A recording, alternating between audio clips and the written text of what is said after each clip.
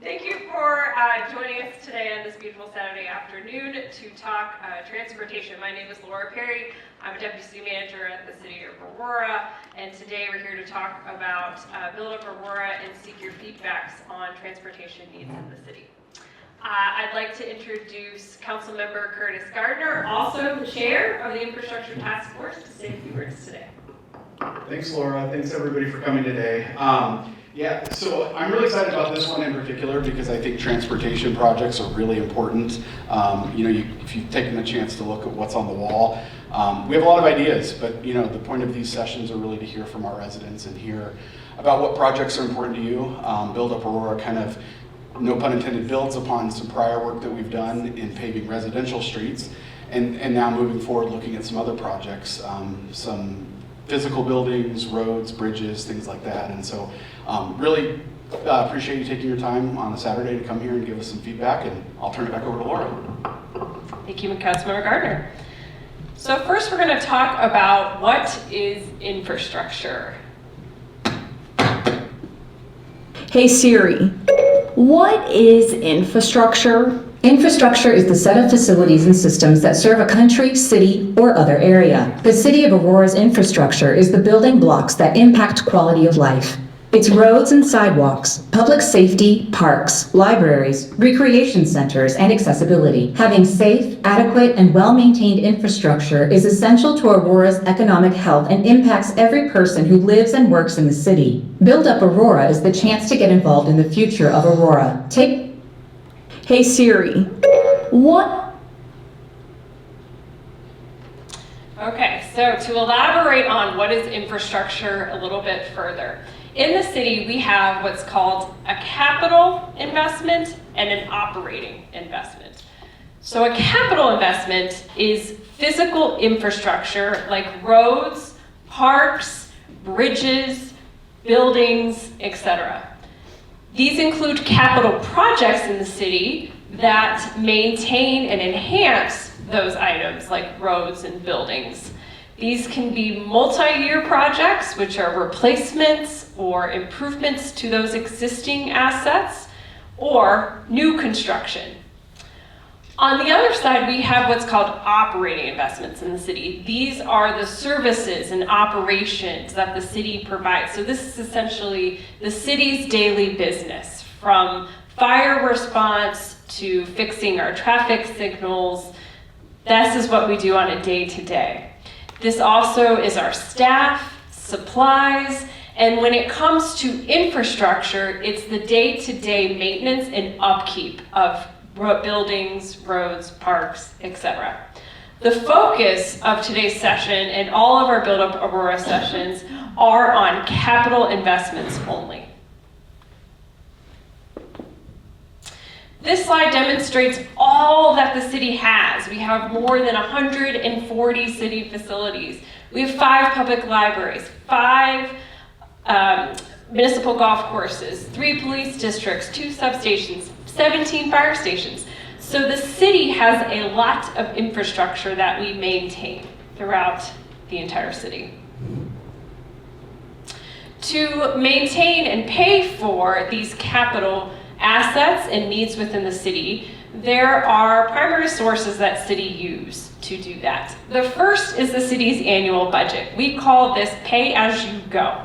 So the city receives revenues from taxes, from fees on an annual basis that comes into the city that we then program for capital projects, for maintenance of capital projects.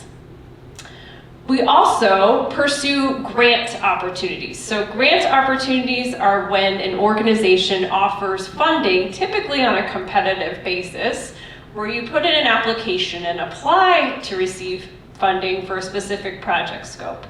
And the city regularly pursues grant opportunities heavily, particularly in the transportation space, and has had a lot of success in receiving funding for major projects from grants. And the last box on here is a tool that funds major capital projects, and that is with bonds. Bonds are like a mortgage on a house. So when you buy a new house, you borrow from a bank. And when you borrow from a bank, you have to pay that monthly mortgage payment back every month. So you have to save up and make sure you have enough to cover that mortgage payment. Bonds work the same way. The city borrows funds for major projects, and then the city is required to pay an annual payment to cover the cost with interest of borrowing those funds. Therefore, the city has to collect sufficient taxes and revenues to cover that cost. But this tool allows for funds to be received sooner, whereas an annual budget, you have to save up. You have to save up for those major improvements, as they're very costly and often exceed what you can afford to do within your annual budget. The other thing I wanted to note about bonds is that they require voter approval. So that is a contract between the city and its residents, in that whatever projects are posed to be funded with bond funds must be delivered. So cities regularly engage in capital planning activities to understand major needs across the city, as well as engage and hear from key residents and stakeholders around those needs. So over the last 2 years, the city has invested in major capital planning efforts to understand the city's infrastructure needs, as well as engage with the public on those needs, to hear from the public, helping guide how those needs are prioritized. So each box shown on this slide represents a master plan that was completed. Connecting Aurora, we are nearing the finish line on that. And that transportation master plan is slated to move forward to City Council for approval here in the next couple of months. But many of the projects you're going to hear today came from that Connecting Aurora transportation master planning effort. Each of those master planning efforts resulted in a priority list of capital projects that totals $1.9 billion. And that need will resonate and sit in a draft 10-year capital improvement master plan that the city is developing to capture everything that was identified and heard from the public through our capital master planning efforts. Each of these projects are projects that exceed what the city can afford to do within its annual budget. And you'll see some of those costs here in several slides with some of our transportation needs. So recognize that infrastructure is critical to the city, both in supporting city operations and our residents. The city has worked to exhaust all options to address our infrastructure needs. The first being our residential streets. So as Councilmember Gardner mentioned, the city embarked on an effort to address our residential streets, which were in terrible condition and in need of paving. They hadn't been paved for many years. And in 2022, the city borrowed $35 million to catch up on residential street paving and address those streets in the worst condition, and then also begin to program funds in the annual budget to also address residential street paving. And in infrastructure, condition of our assets is a major driver for investment. And for residential streets, we measure those with a measurement called the Pavement Condition Index, which is a fancy term for us sending out a really neat machine that measures the condition and gives us data back and tells us where the worst streets are in the city. That results in a numeric metric that guides whether it's fair, good, poor, etc. So in 2022, our pavement condition index was 69 for residential streets or across the network. And now today, we are now up to 79, which is very good and exceeds many of our neighboring jurisdictions. Next, I talked a little bit about grants. So in 2022, we also had the infrastructure bill that came forward. And the city took every opportunity to evaluate the infrastructure bill, identify opportunities that fit for our project needs, and actually did matchmaking and pursued several grants to receive funds for projects. Those grants were received primarily in the transportation space because a lot of those opportunities were for transportation projects. So a lot of the projects you'll hear about today actually received dollars that were flowed down from the federal government to begin design on them. And then next, I'll speak about the last two boxes. We've worked hard over the last year to develop a communications, education, and engagement plan. So definitely through the various capital master planning efforts I mentioned, but also through the work through Build Up Aurora to hear from our residents and engage our residents on what matters most to you and what you are most concerned about in the city. And that has led to develop a plan for a potential bond and associated financial options with the help of our infrastructure task force. Our infrastructure task force was approved unanimously by City Council in July of 2024, and it is chaired by Councilmember Curtis Gardner as well as Councilmember Francois Burgett. And the folks represented here are the folks that sit on our infrastructure task force that were appointed by Council. And their main mission is to look at all of our various needs and recommend long-term funding options to help the city address these needs, all with community's input and support along the way. The Build Up Aurora process has moved forward in several phases, and so we focused a lot on planning and information gathering through our departments, through our master planning efforts with the public. That has now led into where we are now, which is our evaluation and input stage. So about a year ago, we began an effort with a survey and with a lot of engagement at various events to hear from the public on what matters most, and as well as presenting various project needs to our infrastructure task force that were the outcome of our master planning efforts. That has now brought us to where we are today, which is engaging all of you here to hear from you what resonates with you most on our capital projects needs list.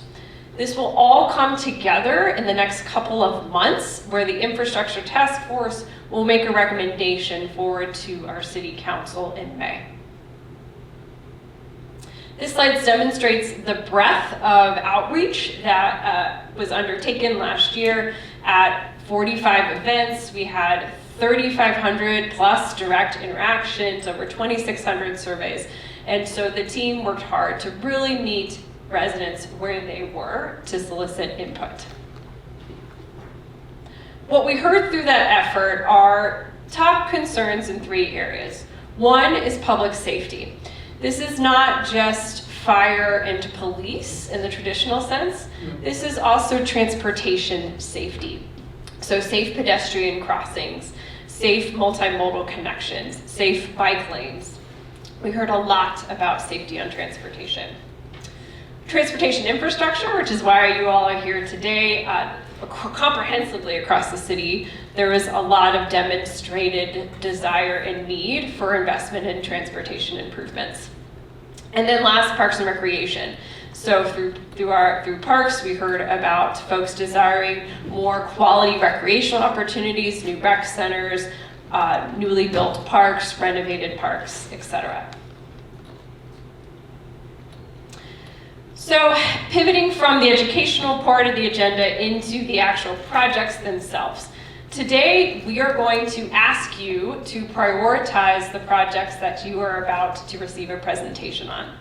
So, as you hear about all of these various projects, I encourage you to adopt a prioritization lens and ask yourself this question. Do these projects reflect the critical needs I see in my neighborhood and across the city? We are going to ask you to rank, which is why you see beautiful colored dots on your tables, and identify your top priority projects. And your impact today will be input that helps guide the prioritization of our 10-year capital plan, as well as inform the infrastructure task force on their recommendations, which could include a potential bond package.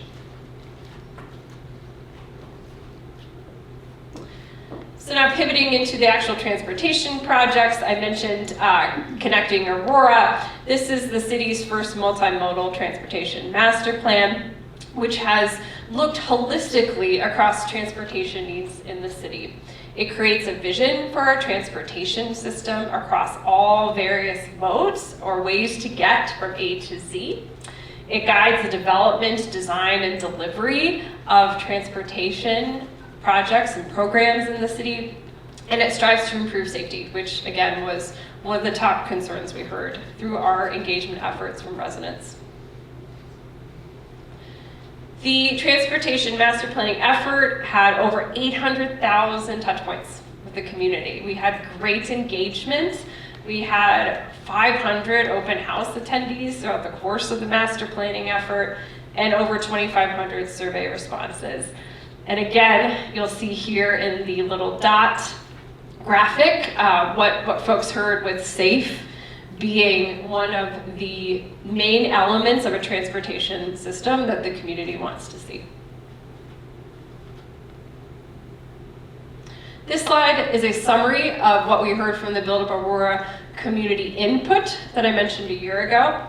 So from facility conversations, almost 60% of participants shared transportation ideas. So transportation was top of mind through the survey. In terms of the actual results from the survey itself, folks want to see safe and maintained roadways.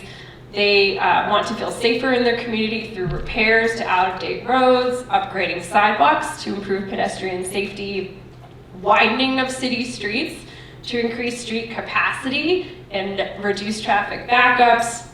And then on the investment side, more investment in traffic calming, speed control, sidewalk improvements, pedestrian crossings, bike routes, bikeways, and of course roadway expansion. I mentioned the residential street paving. This summary shows where we were in 2022. 58% of the network was fair or below. The red demonstrates the gap that we had.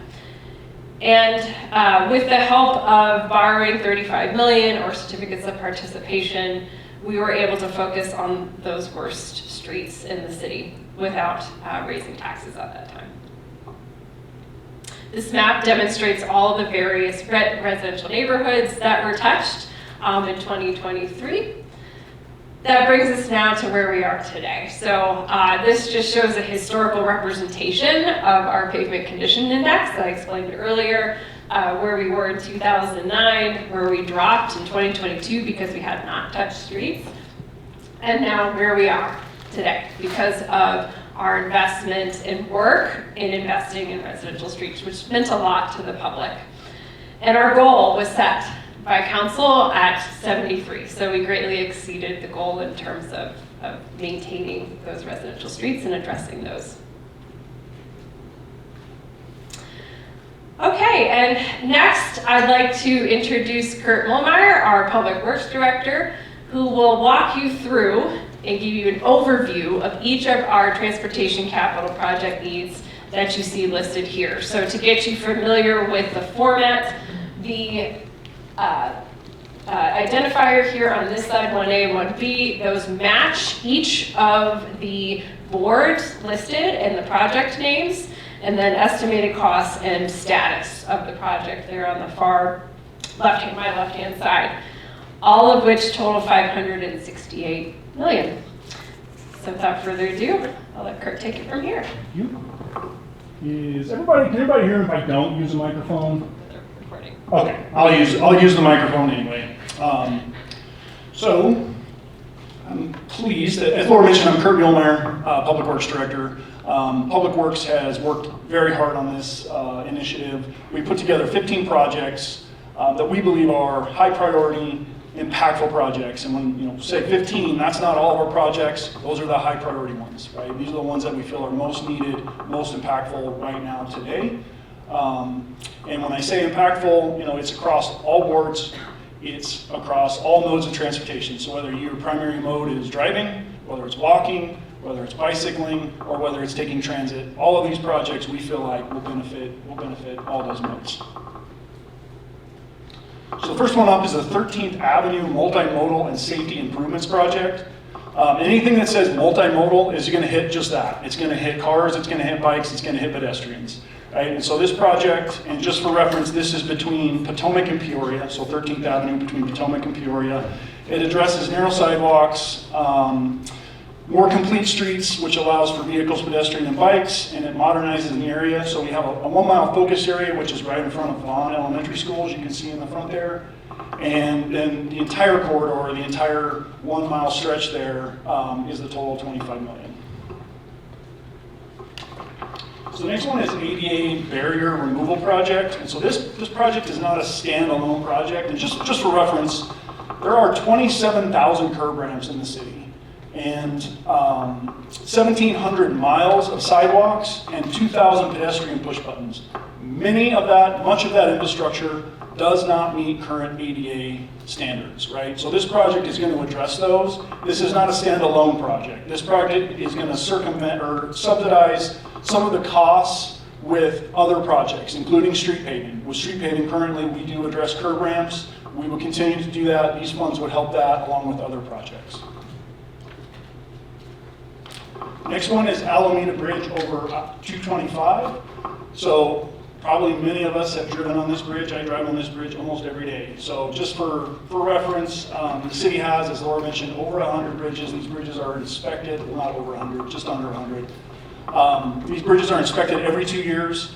This is one of our lowest rated bridges. It was built in 1969, so it's been there a long time. It's done its service. And you can see with some of the pictures there what the issues are. Some cracking, it has very narrow sidewalks, and it creates kind of a congestion point for traffic. So we're asking for construction dollars. The design is already grant funded. Working through that. Currently, $45 million will be the construction funds, which currently have not been identified. The next project is the Complete Streets project. So it is across wards 1, 2, 4, and 6.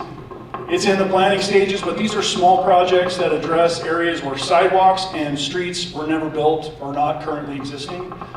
There's a long list of these projects that span these 4 wards. Total cost for that is 14 to 17 million. So the Gun Club, from Quincy to Aurora Parkway, multimodal, there's the word multimodal again, and safety improvements. So it's currently in design, it's a grant-funded design. These are construction dollars. Right? It's going to create a 4-lane corridor through the what's identified there, so from Quincy to Aurora Parkway. Just also to note, there'll be another slide here in a minute that addresses Gun Club on the north side, from Airport all the way down to Yale. So high priority missing sidewalks. So this is an existing program. It touches all wards, right? And this is putting in sidewalks where they're currently not. And so the example there is Laredo Street north of Colfax, up to 16th Avenue. There are no sidewalks. So this installs sidewalks. We have categories to rank these locations based on DRCOG. So it's typically how close is it to transit, how close is it to commercial centers, how much will the sidewalk be used? And so this would address just the high priority ones. We have many, many locations across the city that are in need of sidewalk installation.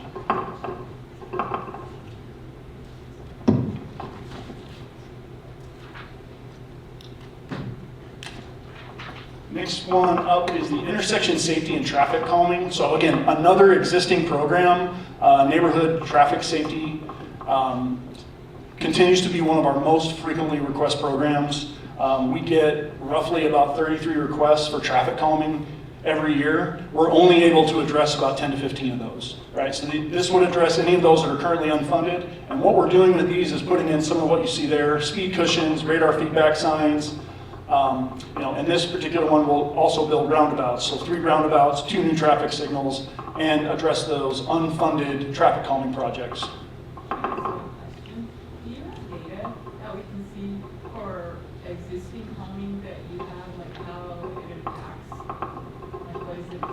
We have a lot of data on each one of how effective it is. So roundabouts, radar feedback signs, All of that, we have data that we can get to if you'd like to see it.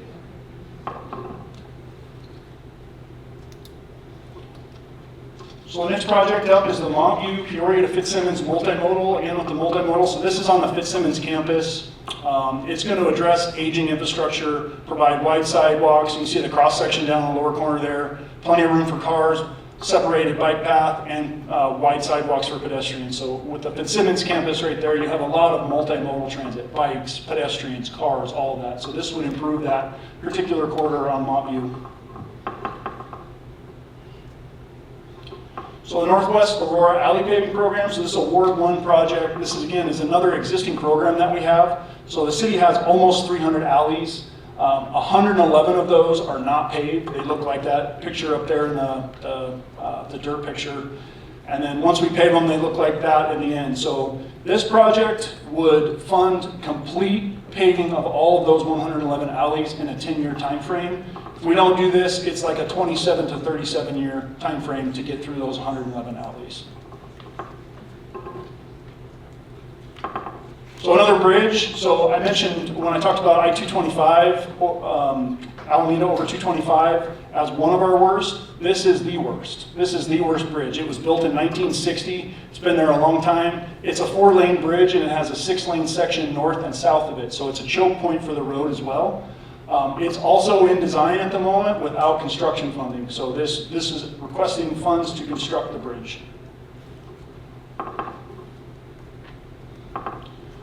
So here's the other side of Gun Club Road. So it's this road has many names. You can see State Highway 30, Gun Club, and 6th Avenue from Airport to Yale. So again, studies that we've looked at, this road needs to be widened. So this would design and construct a 4-lane section from Airport all the way down to Yale.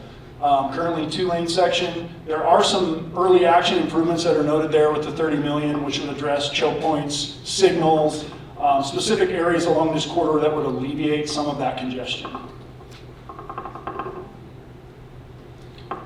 So the signal sign marking and light maintenance. So this is addressing deferred maintenance that just has not occurred. And you can see some of the pictures up there.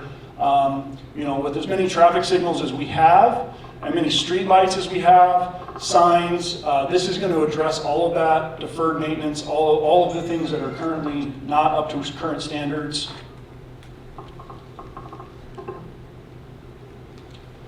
So Tower Road extension from 6th to Colfax. So there is currently not a road here. And this is, would provide a regional connection for people to get to and from between 6th and Colfax. A $71 million project. We don't have design or construction funding for this project at this time. Nearby, Tower Road widening. So there is a road here, but it's a 2-lane road. This road is very congested, especially with truck traffic, because this is a quick and easy way to access Interstate 70. So this would widen this roadway to a 4-lane section here and alleviate that congestion. So last project, traffic safety and technology citywide. So traffic signals, technology continues to advance with those, and we can implement and use that to alleviate congestion and improve our overall traffic signal infrastructure. So this $22 million across all wards would do that. We can improve detection. You have adaptive programs. You have all kinds of technology that can improve how signals function and improve traffic flow throughout our city. So with that, I think it's time for questions if there are any. Yes. I have a lot of questions. Okay. I can bring up with you later, or... Ask away if you'd like to. Well, my first question is on the multimodal project for Montview. I live like 2 blocks down from the Anschutz campus, and I have tried riding my bike on Montview, and it's horrific. Yeah. So I'm concerned that like Anschutz campus is brand new, and like I know that there are a lot of people in there, but I'm wondering why we would prioritize multimodal improvements on Anschutz campus when the rest of Montview in terms of multimodal is horrific and terrifying. Especially because a lot of those folks who would be going to Anschutz campus use Montview to get there. Like I've seen them on bikes. So I'm just, why we're not focusing on Montview itself before Peoria, period. I think with a lot of needs, as I mentioned, we've prioritized this area just due to the use and the Fitzsimmons campus in general. It's also, we've applied for a grant for that one as well. I didn't mention that, but we were not successful in achieving that grant, but we're now going to resubmit for that. I think this area is just looked at as a high-use, high-pedestrian, and you're not wrong. I mean, there are certainly other areas along Montview, and I think this is just step one. Again, these are not all of our projects. This is the one that's considered the highest priority at this point. Okay. I mean, it feels like I mean, the reason that there's not a lot of use on Montview is because it's horrifically dangerous. Sure. I used to ride on Montview, and now I ride on 23rd because it's too terrifying to ride on Montview. So I just don't, if we had the facilities, then we would have higher ridership. Agreed. And that's, I think probably if we get to complete that project, right, we would extend and go from there as use of those lanes, the multimodal lanes increases. Okay. Another one of my questions is kind of overall. A couple of these projects mention like multimodal improvements, but are very limited in what their descriptions are here. I Sure. would love to know more about what that looks like beyond widening sidewalks, because looking at the survey responses, a lot of folks say that they want safer roads, but they also want wider roads, and anyone who knows the research between the two knows that those are utterly incompatible. Sure. And so I'm curious, how does city staff plan to integrate that, considering that on 13th, for example, I live on the corner of Vaughn and 11th, and so I take 13th often on my bike, and so does my partner. He was hit by a car in a hit and run about a year ago, and he survived, but he lost 5 teeth, he was hospitalized, it was a whole thing. And that road, if you've ever been on it, is super wide, and that's why there's no stop signs, so people can go really fast. And now they put in 3 speed bumps, but between the speed bumps, you can still speed. So I'm just curious, all our streets are very wide. The wideness of those streets contributes to increased speed and decreased safety overall, leading to a lot of people hitting stop signs, hitting roadway signs. And I just want to hear how Aurora staff plans to prioritize safety without widening. So a lot of that, correct me if I'm wrong, Cindy Collin, but I don't believe any of our plans call for road widening other than the Tower Road project. Anything that's labeled as multimodal, we're widening sidewalks and we're adding bike lanes. We're not adding pavement, if that makes sense. Okay. You want to go further with that, please? So the idea, my name is Cindy Collin, Deputy Director of Project Delivery for the city, working with Kurt. The plan is to repurpose the pavement section. What we might do along 13th Avenue Multimodal is actually widen sidewalk into the roadway, and then also repurpose those lanes for both bike lanes, parking, depending on how that section works out. So it is not to add additional travel lanes, it's to repurpose to make it safer. Awesome. I'm really glad to hear that. When you guys talk about bike improvements, does that mean a strip of paint on the road, or does it mean protected bikeways, or what? I think it varies. It varies from project to project, but I do know there are some separated bikeways in the plan. You want to expand on that? Yeah, I can expand just a little bit. I'm Carly Camposano, Deputy Director of Transportation and Mobility with the Public Works Department. So it definitely varies project by project. I would say on 13th Street, for example, or 13th Ave, there's going to be a multi-use path on the south side. So it'll be, I think we're trying to achieve at least 8 feet. On Montview, it'll be the bike lanes are also kind of up and separated and with the pedestrians and have a separate facility by the sidewalk. So it depends, but in general, it's not just striping, or it wouldn't be one of these projects you're seeing today. If it was just striping, we would do this internally using our annual funding. So. Thank you. The only other one that I just want to give my 2 cents on is the Peoria project, because I bike, I use the Sand Creek Regional Greenway, and I used to try to bike Potomac and then cross Peoria at Fitzsimmons/MLK, and it was horrific because the pedestrian island is a joke and terrifying, and there's trash everywhere, but also it's tiny, and like the signage is like bent from cars, and it's like there's nothing about that feels safe.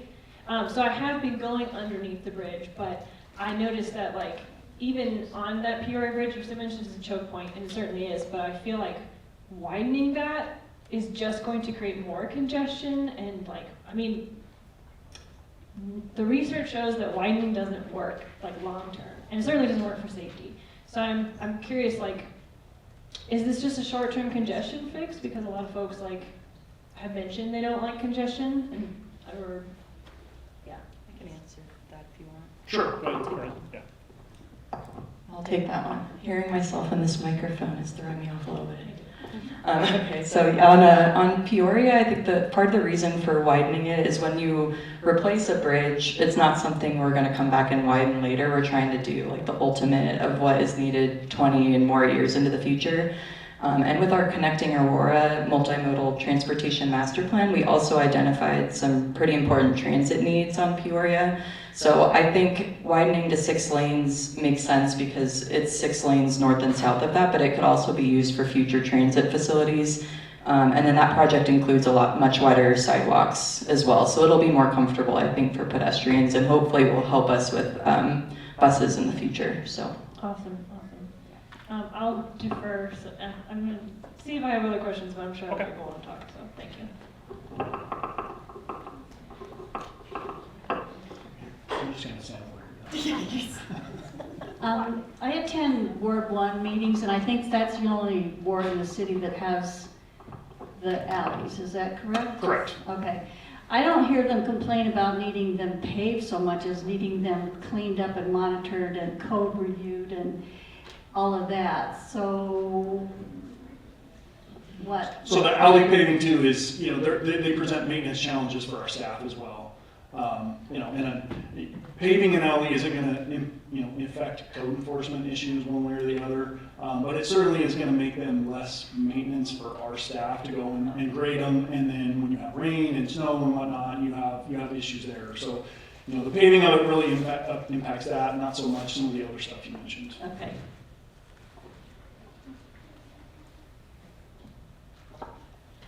Do any of these projects address Alameda and Buckley, which is an incredibly dangerous intersection?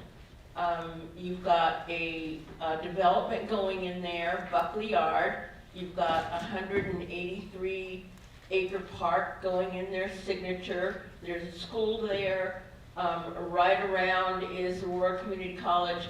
I live near there.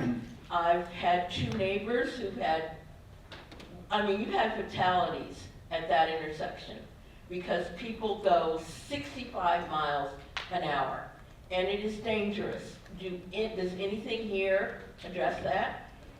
Thank you. hello. We don't have a project on the Build Up Aurora list that addresses that, but that intersection was flagged as part of the safety action plan that we're working on right now. And I was just emailing some of our staff and talking to police about that intersection 2 weeks ago, and we plan to make some left turn phasing changes because of some of the crashes. And we talked about a couple other signage improvements that we're going to do there. So I'm happy to give you more information, but it's not a project that's included in these lists, but we are looking at that separately. Why wasn't it included, or is it a priority as a? It's been recently rebuilt already. That signal was rebuilt. So it's 5 years ago. Yeah, that sounds right. So yeah, it was already rebuilt, which is good because it has some of the latest technology where we can maybe make programming changes and do some other things to help improve safety. But it's not an intersection that we think we need to fully rebuild and invest another $2 million on. Since it was already rebuilt and the turn island was constructed, and I know that hasn't solved all the problems, but we think there's other things we can do there. It terrifies me to go through that intersection, and you see cars that stop. It's horrific. They 65 miles an hour on Airport Road. where it turns, airport turns into Buckley. Yeah. 65. It's unbelievably dangerous. Yeah, no, I appreciate the feedback. You'll see it listed in some of our other plans, so. Do you want to talk about the safety action plan, the three-legged stool kind of? Yeah, we're working on another master plan. It's called a safety action plan. It was funded with grant funding, and we are developing a project list that's mostly just safety projects. There's been a lot of public feedback on that project as well, and the plan will be finalized hopefully this summer. And it'll have a prioritized list of some capital projects, but then when we look at safety, we look at what we call the 3 E's. So the 3 E's are engineering, enforcement, and education. So some of the education is what we're doing now and talking about it and going over our different strategies. But we also work with police on the enforcement side, and I know that they spend a lot of time out there as well trying to work on those issues with the extreme speeding you're seeing. So there's a lot of different efforts that we do. In Public Works, we mostly talk about the engineering side here, and we do have some strategies for that. In the safety action plan, we're going to have different engineering strategies, and we're going to match them up to projects and have strategies for each type of project. So I hope that makes a little bit of sense. And I'm happy to talk after too, but yeah. Other questions? Are any of these roads? One sec. Getting you the mic. Are any of these roads, especially Gun Club and Tower, partly owned by Arapahoe County? Like, how are you working together with the county on some of these and the cost? Yes, so portions of the roadway are within Arapahoe County, and portions are actually also owned by CDOT. So we are partnering the Gun Club Road from Quincy south to Aurora Parkway. Arapahoe County is a participating partner in that project, both from a review but also a financial standpoint. So we're working with them to look at options to pursue construction funding as well while we finalize the final design and the environmental process, which is going on right now through a grant funding. As you move further north, we've been collaborating with CDOT and other interested stakeholders so that we can find out or figure out a way to make a plan to make those improvements for a gun club going north and then when it turns around into 6th Avenue. Did that answer your question? Yeah, are you going to pursue grants together? Yes, that is our plan, but we would also really appreciate public support on that as well. So thank you.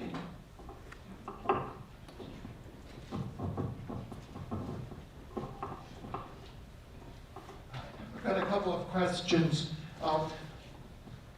First, it seems to apply to the signalization project.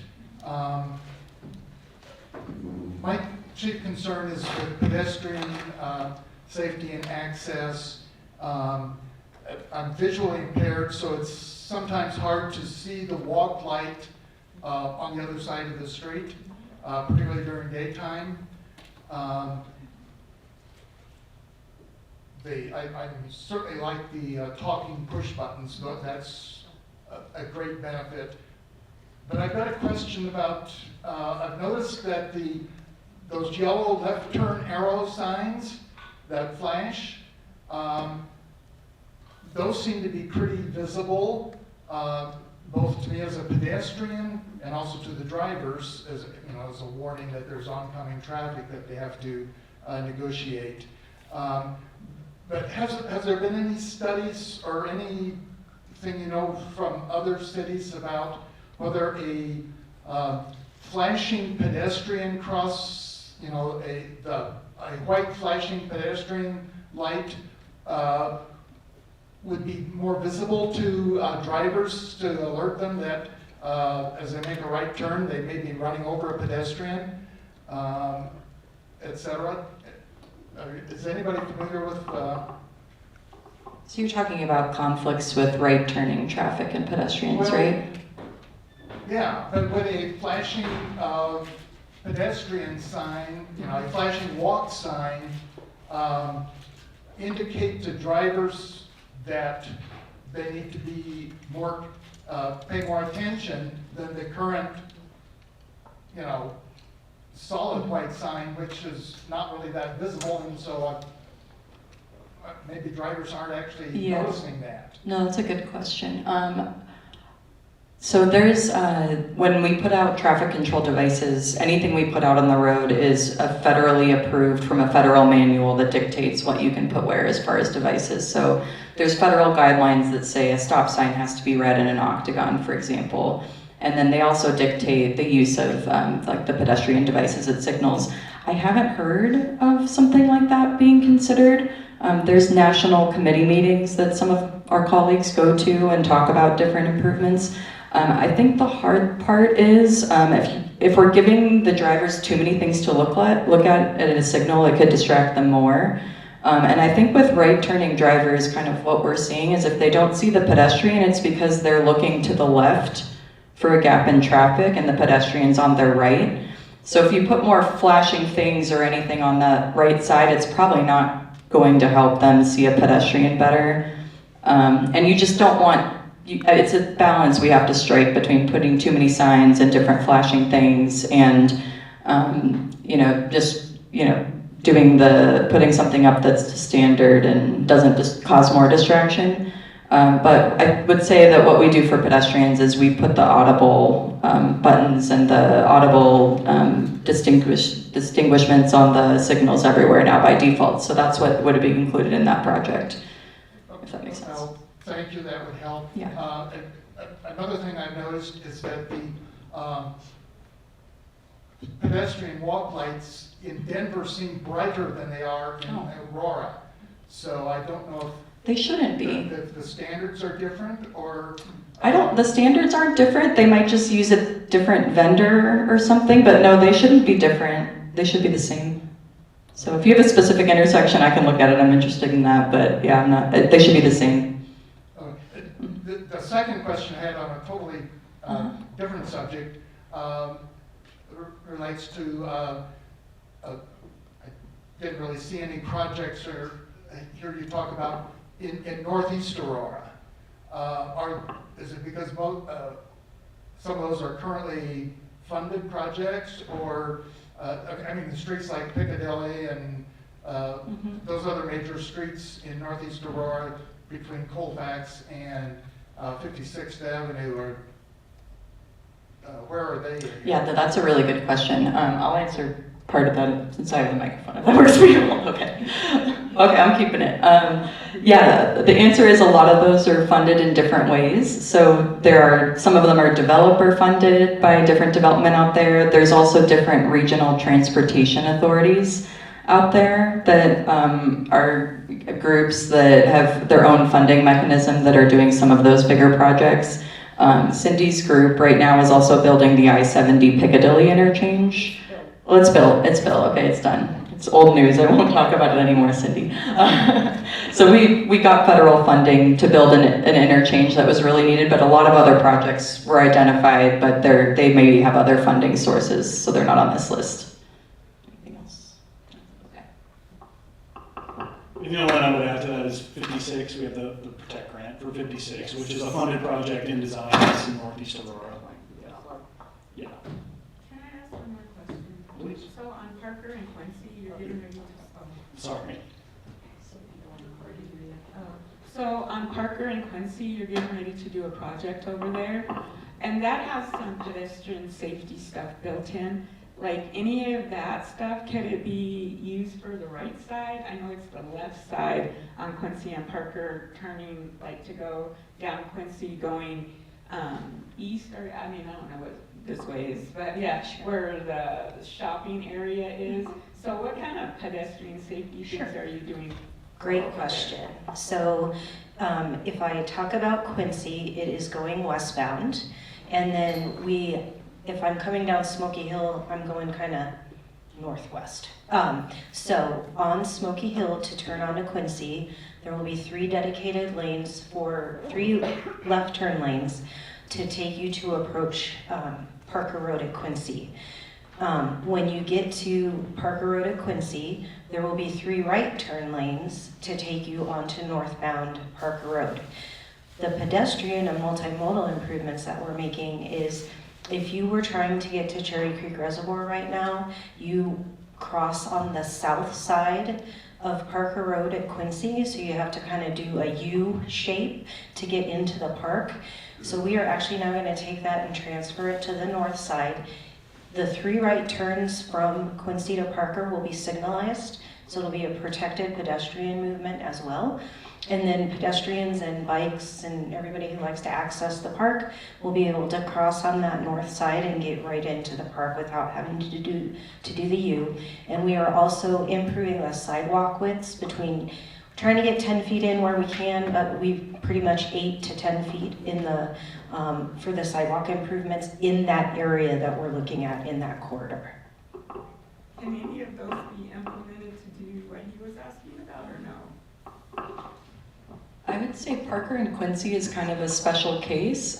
Just with how heavy the right turns are there, the right turn is going to be signalized, and that's not really standard to do in many other places. But there's also more traffic that we're trying to separate the pedestrians from there. But Parker and Quincy does have a leading pedestrian interval, so if you push the button, the pedestrian gets about 10 seconds before any of the vehicles can go. And that's a safety element that we are looking at putting in other places. I recently went to the airport and I took Jewel east to 470, and trying to turn onto 470 was incredible hard, and backed up there. Is that included in these Gun Club and 470, the Jewel 470? Are you talking about Jewel, which was recently signalized, or is 6th Avenue, which is not about signalized? Jewel, so maybe I didn't go to the airport that recently, if it's changed. Oh, the signals were activated, gosh, a few months ago. So it's signalized now, yeah. And E470 helped fund that, which is why it's not on this list, but thank you. Thank you.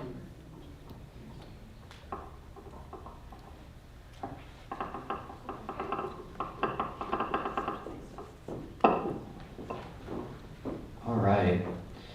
Thank you all for being here. I see some familiar faces in the room. 3 stars if this is your 3rd one of these in a row. We're actually going to make this a little bit more informal, because we don't necessarily need a big kind of, at least within the facilitation, this kind of structure. Would you all be open to us maybe pulling 3 tables together and us sitting down and just having a conversation? Okay, we're doing very well on time. We definitely have time. Let's take a couple minutes, and Tracy and I are gonna move these 3 tables together in a row. Feel free to bring your belongings, and then we'll all sit together at the same table.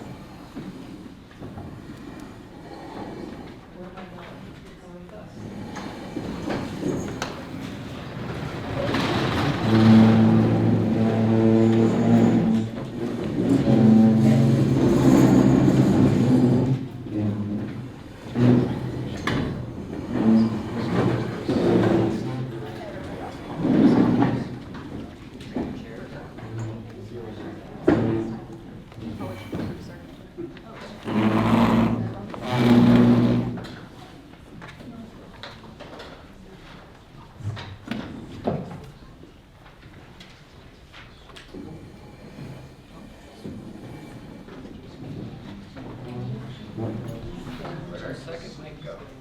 There's one over here. Okay. Back by the TV.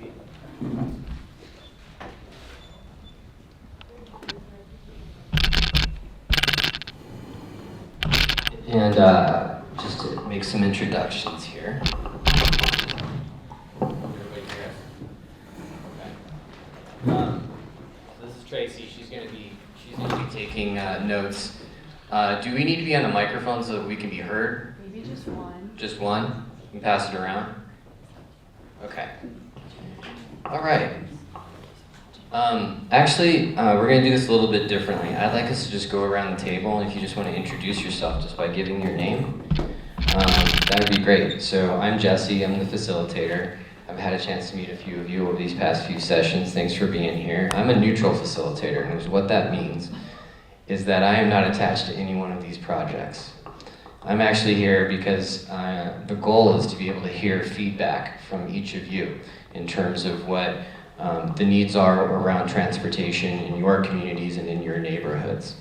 And so with that, I'm going to go ahead and pass the mic around. I'm just going to give you your name, and then we'll just go ahead and get started here. My name is Maya Wheeler. I live in Ward 5, and I didn't see many projects for Ward 5. My name is Gloria Shea. I live in Ward 3, but I go to the Nano meetings in Ward 1. My name is Vanessa, and I live in Ward 2. Hi, I'm John. I'm in Ward 5. Curtis Gardner, council member at large, so I represent all 6 wards. Adrienne Razavi, I live in Ward 1. Doug Schrader, I live in Ward 1 at 13th and Revere, so one of the projects is right in front of our house. Thank you. I really appreciate all of you being here, and I actually want to kind of set the tone here for how we can kind of engage in this. I think so often we as residents can end up asking questions of the subject matter experts. We've got many amazing subject matter experts in the room today, and each of you just had a chance to ask them questions. Why is this the way it is, right? And sometimes we get so much into that mindset that we can end up forgetting that all of you are actually also the subject matter experts in terms of what the needs are in your community, in your neighborhood. So one suggestion that I would give, if there is a project that you're not seeing in your ward, to the point that was just made, and why am I not seeing this in my neighborhood? Okay, well then instead of maybe us thinking of it as, why isn't this in my neighborhood? What do you need in your neighborhood, and what would your recommendation be around what you need in your neighborhood, right? So the expertise is here at the table. So instead of, and I think that was great too, don't get me wrong, I'm glad that we get to have that exchange. You should be expressing concerns. I heard the words terrible and horrible mentioned a couple times just now, right? And so your concerns are valid, right? Like these are safety concerns kind of at the end of the day, right? And so I'm glad we had that exchange, but now you all get to have the opportunity to not necessarily always fit within, you might feel that these projects are a priority, but you might also feel that you have different projects in transportation that you think is a priority, and that is valid and valuable too. So we're going to go through a couple activities here in a moment, and for those of you that have already done this a couple times in a row, I could probably hand you the mic and you could walk us through it. But I will go ahead and share that we're going to go through a ranking exercise, and what that means is that there is a screen behind me that has a number that is associated with each of these dots that you see here at the table. And what you're going to do is you're going to reflect on the projects that were just presented to you and that you had questions on, and you're then going to think of if you were to rank and choose the top 5 out of those projects. We've got over a dozen here, these poster sheets. Each of these ones across the room has those projects that you just received in the presentation. And so I want you to reflect on what are the top 5 projects that you would rank in your top 5, that you would prioritize. And so you're going to use these colored dots. You should all be able to tear them up, share them with each other. Every person gets 1 dot of each color, and there's 5 different colors. And so we've got red dots, and those actually stand for your number 1. Red dot is your number 1 prioritized project, the one that you would rank the highest. And then we have the blue dot, which is your 2nd ranked project. Green dots are number 3rd in your ranking. Pink dots are number 4, and teal dots are number 5. And as you can tell, there's not more dots than there are projects. And so if you don't assign a color to a project, that means it didn't make your top 5. Doesn't mean it's not a valuable project, it just means that it's not how you're ranking your top 5, which is just fine. So red dots number 1, blue dots number 2, green dots number 3, pink dots number 4, and teal dots number 5. And if you're colorblind, let me know and I can help you out. All right, so once you kind of have in mind what your ranking is, you're then going to, here in a moment, all of you, get up, circulate through the room over to this wall on my right and behind me. And you're going to place your highest ranked dot on the project that you are ranking the highest. And you're going to do the same with your 2nd, your 3rd, your 4th, and your 5th. Now, we are going to be asking you questions about maybe there's some projects that are not on these walls at all. So there will be a space and time to talk through that. Does that make sense? I see a lot of head nods. Any questions? Okay. I'm going to give you, let's call it 10 minutes to get up and place your dots on the poster sheets, and then we'll return to our seats and there'll be some further instructions. Thank you.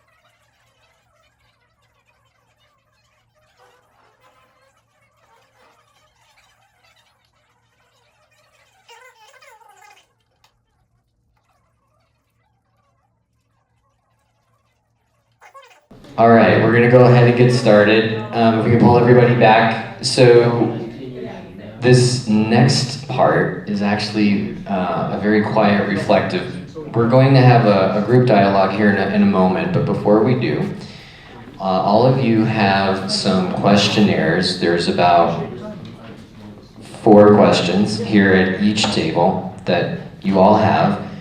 And is what I want you to do here in a moment is, you should have pens too. If you don't have a pen, let me know. We should have enough here at the table. So we're going to give you 10 or more minutes, and we want you to write down your thoughts. You know, some of us lean a little more extroverted. We like to talk out loud, which is great. Some of us are a little more introverted. We like to write our thoughts down. That's cool too.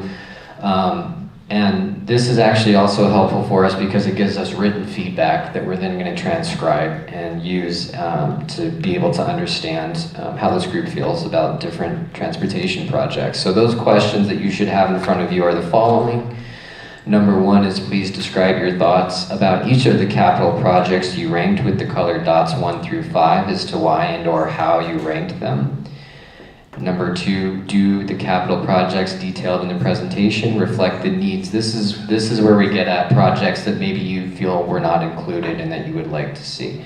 Do the capital projects detailed in the presentation reflect the needs you see in your Aurora neighborhood and or citywide for transportation? If they do, please describe. If they don't, please describe. And again, let's try to frame our feedback as recommendations. So what would you recommend would be helpful in addressing maybe some of the safety concerns that were heard previously? Third question, can you explain how they do or do not reflect those needs? And fourth, are there any capital projects within transportation that were not presented that you think needs prioritization from the City of Aurora? And if so, what are they? So we'll give you 10 minutes to write those down, and then we're gonna have a group debrief here in just a moment. Any questions? We good? Yep. Okay. And I know it feels a bit weird to use mics, but we are going to pass the mic around. We've got 2 here. So what were just some, and we are running a little bit low on time. If we can, I'll try to get you all out of here on time. We can just maybe take an additional 5 minutes. That would be great. I appreciate your time. I want to be respectful of it. What was some of your initial thoughts when you received the presentation on these transportation projects? What kind of first came to mind for you?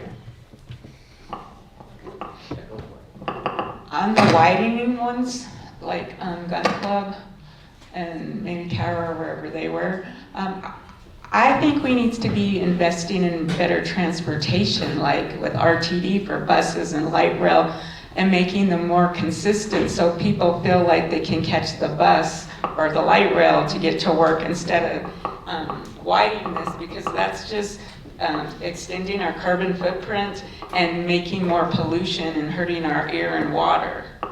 Well, that's the mic. So, and just hold on to it for now. That's great. So your initial thoughts were that you wish that we were investing more in mass transportation, such as RTD, making that more accessible, maybe also more inclusive to different members of the community, and that was really important. You also noted the environmental effect that can have in preventing pollution, and so that was an initial thought that came to you when you were hearing the projects. Yeah. Okay, great. Thank you for sharing that. And we can actually go around. Yeah. Can I build on that? Yeah, go for it.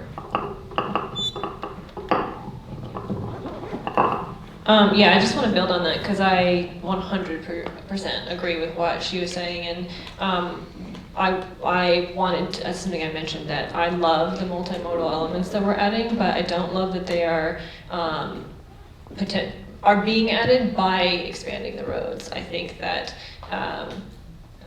if you add a bus lane or you add a bike lane, but the intersection is still giant, or there's still 3 lanes of cars driving past you, that's not doing anything for our carbon footprint, because people can still drive very easily, but also it doesn't actually impact the safety of the folks outside of vehicles. And so, especially since if you did build a bike lane or you did build better, like a bus lane, more people would be on the road that weren't in cars, and so it could actually lead to increased safety issues. So I would like to see all these improvements, but take some space from cars, which I know is heretic almost, but I think we could do it. So if I understand you correctly, and I think that also mirrored some of the comments that you had in the Q&A as well, there's just a real concern there around safety for both pedestrians and bicyclists. You would like to see us be able to address those issues within some of these intersections that right now, actually, if we have more cars there, more people, we could see more fatalities, increase in safety issues. And then you're also noting the carbon footprint piece as well. So for all of the above reasons, wanting to just see there be a more of a space and safety for pedestrians, and encouraging mass transportation, the type of transportation that you're describing. I'm going to qualify what I mean by mass transportation, the types that you're describing. Yes. I also noticed the absence of transit-related projects here, and I know transit is a big piece of the Connecting Aurora master plan, but I think part of that may be because a lot of these projects are reactive and maybe it's not quite time yet, but it is, I think, important for the city in particular to be involved in at least microtransit. RTD does not serve the edges of the district well at all. They serve the core of the district, so once you get west of I-225 in Aurora, you've got great RTD service, but east of 225 and south of Hampton, it gets much more spotty. And whether it's a microtransit service or something, and again, the demand may not be there to justify RTD increasing their routes, etc. But maybe there's some way for the city and RTD to work together to adequately cover that area and that would also encourage people to, I mean, the light rail R-line system stations were designed as, park and ride stations so that people from the eastern part of Aurora would drive in, park, and then take the light rail downtown Denver to work. Of course, nobody works downtown anymore, so that's a big problem. But that was my thoughts on that. Yeah, you're making a few good points here. So you started off by describing how many of these projects to you seem like they're reactive. The way that I interpret your comments is trying to keep up with outdated infrastructure that needs to be updated, and so it's a reaction to that. And you're talking about a vision going forward on how we can provide better access to public transportation, whether it's through microtransit or increasing access through RTD, which you're noting there are some areas of the city that really do not have very great access, which actually kind of feeds into some other comments here that we were hearing around encouraging and increasing infrastructure that helps people not just take their individual cars, but use public transportation or microtransit, and the need for us to be thinking about that as a priority in the years to come. Does that capture it? Yes. Okay. Yeah. Any other initial thoughts? Yeah, let's go across the table. I feel like this plan was heavily influenced by the auto and oil industry lobbyists. You're not getting off that easy. I want you to talk a little bit more about that. And I'm not agreeing or disagreeing. I'm just asking for clarification. Well, I'm piggybacking on the lady on my left and the lady on my right. I agree with everything that you said, and having been in politics and worked for state legislature, I feel like this plan is heavily influenced by people who want us to stay in cars. Okay, so then what would you say needs to be the priority instead of those types of projects? I do believe that the current infrastructure that does exist in our communities does need to be improved. But as what you said, we need to start to look at these alternatives. I attended the parks session, yeah, you saw me, and one of the things that the seniors there were talking about was how valuable rec centers were to them when we were growing up.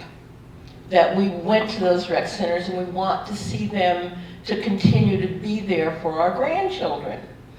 But these rec centers are dependent upon cars. I used to walk or take a bus. And so that's really kind of what I want to see, more prioritizing on public transportation and walkable communities. And it sounds like connected to access to those types of spaces, recreation centers, Or parks. all the things that the kids need and Yeah. the seniors need. Yeah. I'm going to have to move because I'm in a part of Aurora that has terrible bus service, and eventually I'm not going to be able to drive. So you're noting even just the needs of multi-generations to be able to access public transportation and us being able to prioritize those kinds of projects and also connecting them with where folks need to go and how they need to get there. Yeah, this plan is all about moving people all around Aurora, right? So you got one end to the other end. What about prioritizing more community resources in a community that you don't have to drive to? Got it. That's clear. Does that make sense? Yeah, I mean, yeah. All right, any other thoughts on projects that maybe, yes, I'll John? let other folks talk. I think so. So I don't really want to get into like the politics of it. Other than, so I just want to say that I was really impressed by just how many projects we have and the quality of them, and they all need to be done, and many of them are multimodal, and others are, yes, helping cars and so on. It's all works together, takes a city, right? Thank you. Are there any other projects that the group feels that they feel strongly about that are here, that was a red dot for you, that you think is really important? I really appreciate the projects focused on the bridges. If something was to happen to those bridges, it could be a serious impact on loss of life. So I feel we really need to fix that Alameda Bridge immediately. I don't know how much the Peoria Bridge is used, but both of those bridges are very important to me that we spend money to get them fixed. I'm looking at the poster sheets. Let's go to you in just a minute, Adrian. I see the Peoria Bridge and the Alameda Bridge have maybe the most dots in the top 5. How many of you put at least one of your dots on one of the bridge posters? Okay, so bridges are important for this group.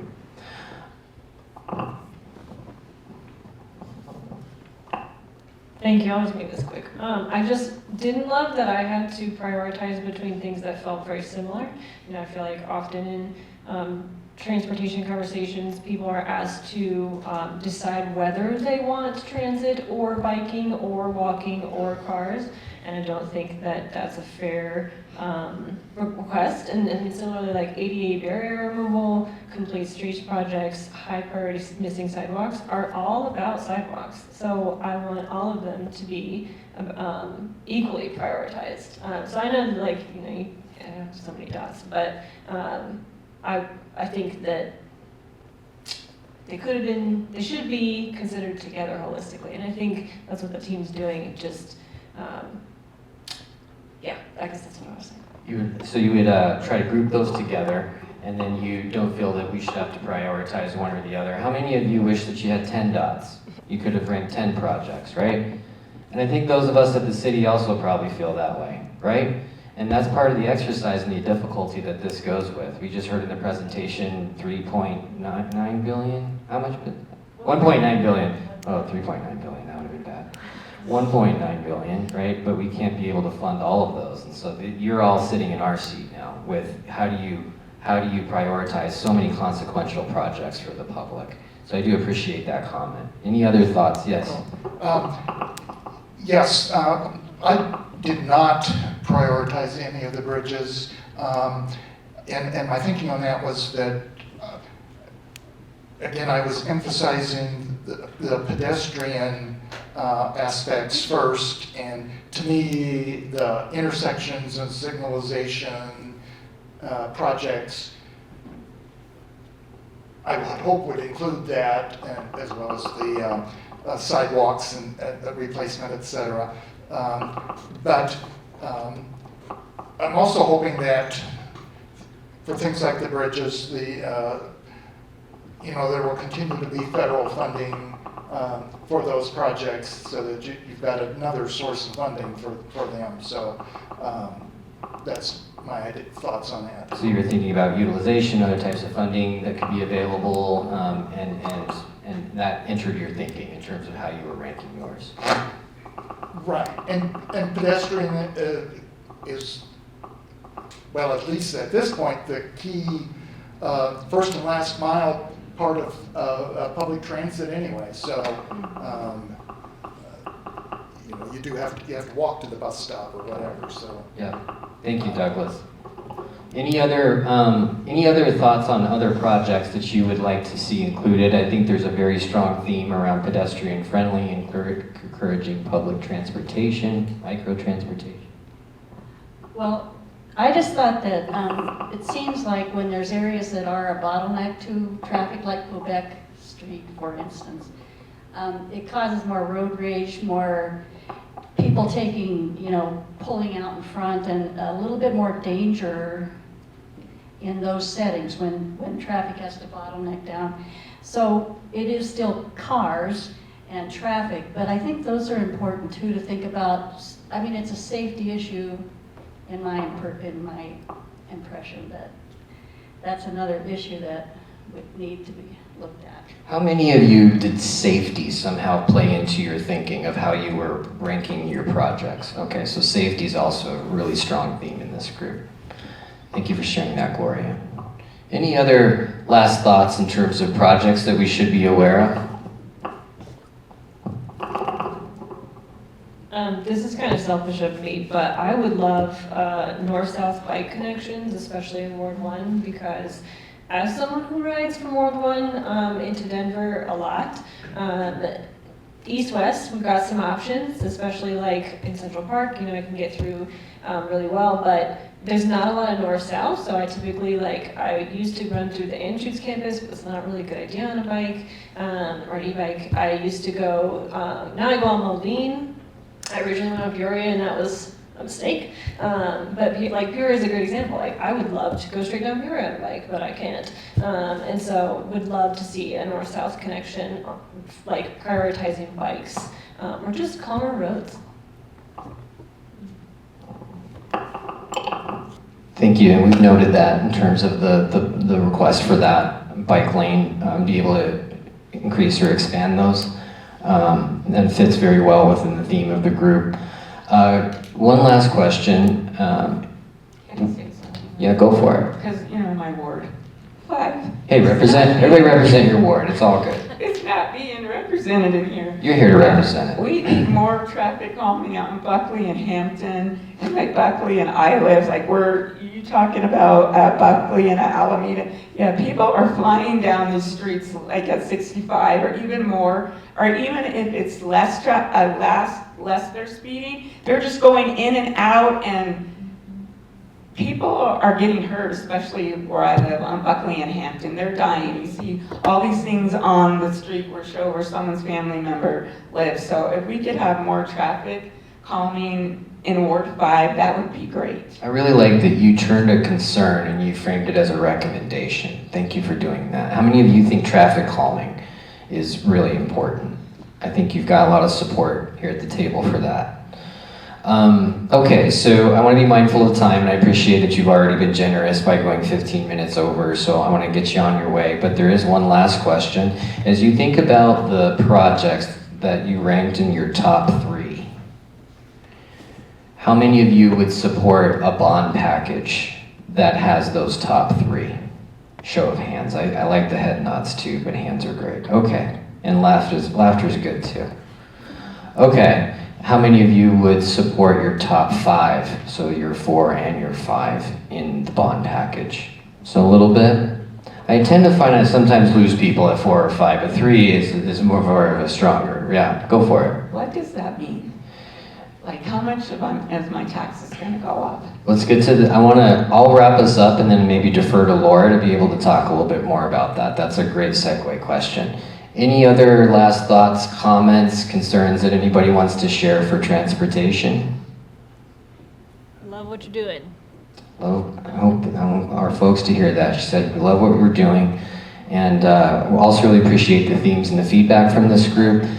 We will be taking all of the content that you wrote down, so please make sure that you turn those into me at the end. And then we will be utilizing that as feedback going forward. Thank you all for spending your Saturday afternoon. We really appreciate it. And I'm now going to turn it over to Laura. Before you go, what is this? Oh. What is this?